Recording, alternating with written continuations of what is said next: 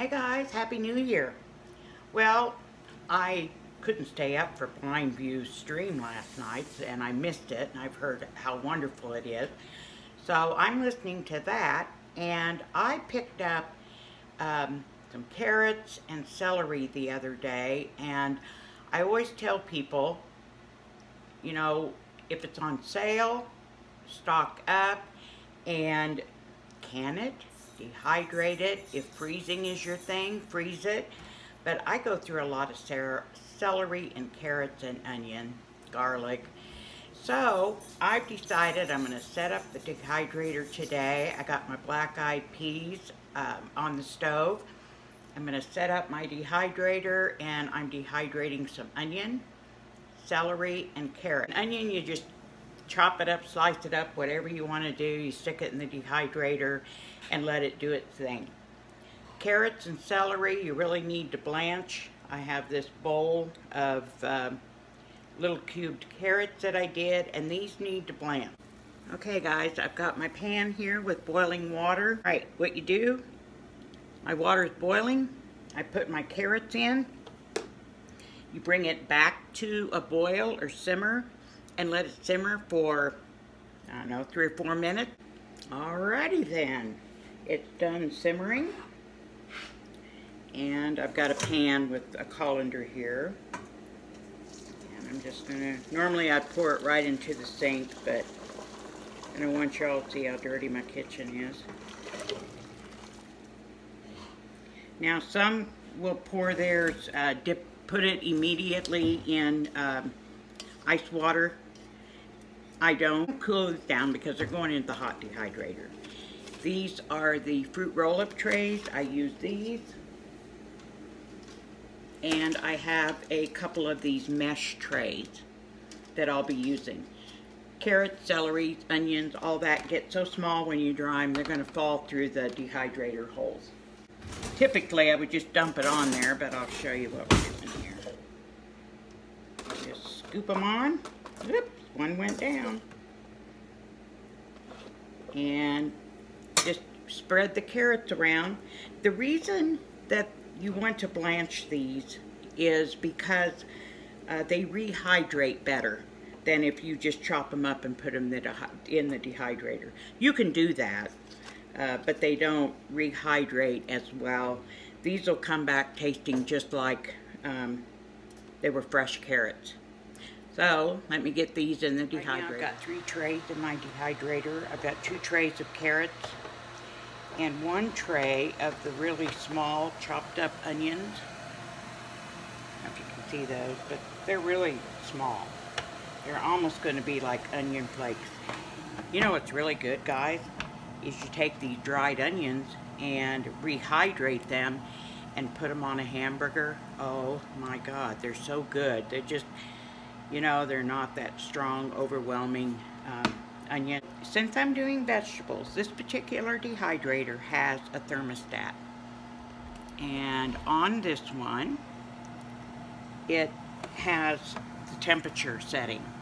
So we're doing vegetables, fruits and vegetables, and you set it at 135 Fahrenheit, 57 Celsius. And I don't know how long it's going to take. I just have to check them. You want to make sure there's no moisture. You want to make sure they're good and dry and crispy, or they can spoil if you've got moisture in them. Right now I'm going to go ahead and slice up my celery and get it in. Alrighty guys, same old thing. I'm just going to pour this blanched celery in here and put it on the dehydrator tray. Okay guys, here's a couple dehydrator fun things. If you run out of the fruit roll-ups or those little mesh things, just use parchment paper. Cut it to fit. I got the middle too big, too big, the outside's too big, but you know what, it'll work.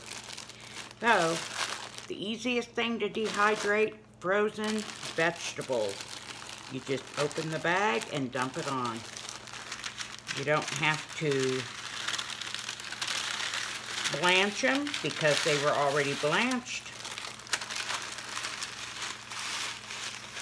before they frozen. So again, if you find these on sale, stock up, dehydrate some, and you're good to go. Alright, I'm going to stick this in the dehydrator and get them going. Okay guys, it's the next morning and I've taken everything out of the dehydrator and I'm going to show you what I got. Now, I put this in, these are the onions, smally diced very small, and I put these in a jar this size because I happen to have about that much more, which I will be adding to it, but I wanted to show you what I ended up with. This was, I believe, about 1.5, maybe large onions that I chopped up. Here's the celery, and that's 2 large bunches of celery. This is a 2-pound bag of carrots, that 1-pound bag of frozen vegetables. They dehydrated down to this little 4-ounce, a half-pint jar. Now what I'm going to do is get my food sealer out and show you how I store all of this. You may ask, why do you dehydrate all that food? Why are you dehydrating? Well, number one, I'll use these for example. I've got several bags of frozen vegetables in the freezer, and this, I'm thinking about maybe going ahead and dehydrating all of what I've got. It was so simple. Open the bag, dump it in, let her dry, and I did it overnight. Take this with us when we travel, and all I have to carry, no refrigeration, no worry about where I'm going to store it. It's ready to go. I just dump it and rehydrate it. Any of these vegetables that I do. So it's just so handy to grab this little tiny jar that I know is a pound of frozen mixed vegetables. I could make a beef stew on the road with my canned beef, my beef broth, and this. Probably throw in some dehydrated onions. And I've got a big old pot of stew for supper as we travel. Okay, this is a Rival Seal-A-Meal, and it came with a wide mouth jar adapter, but it did not have a regular mouth. And of course I ordered the wrong brand. This is a Food Saver one, but the old farmer was able to fix it to where I could use it with this. Okay, to seal the jar, you get the proper size lid, and this is one time that you can reuse the metal lids. If this lip isn't peeled up to where you can't get it sealed, even if it's got dents in the bottom, it's okay, or in the top. You put this on, and like I said, we've got this so it works. That's a jar sealer. It just sets right on top. Then you push the vacuum button.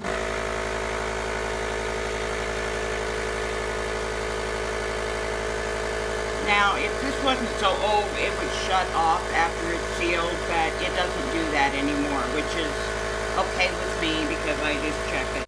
Okay, I showed you the carrots, but this is the mixed vegetables.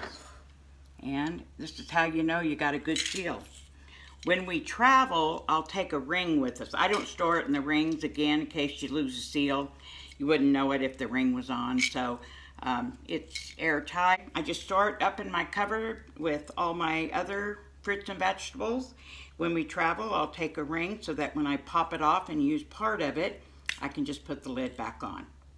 So, this is how I dehydrate vegetables. All right, guys. Thanks for being here.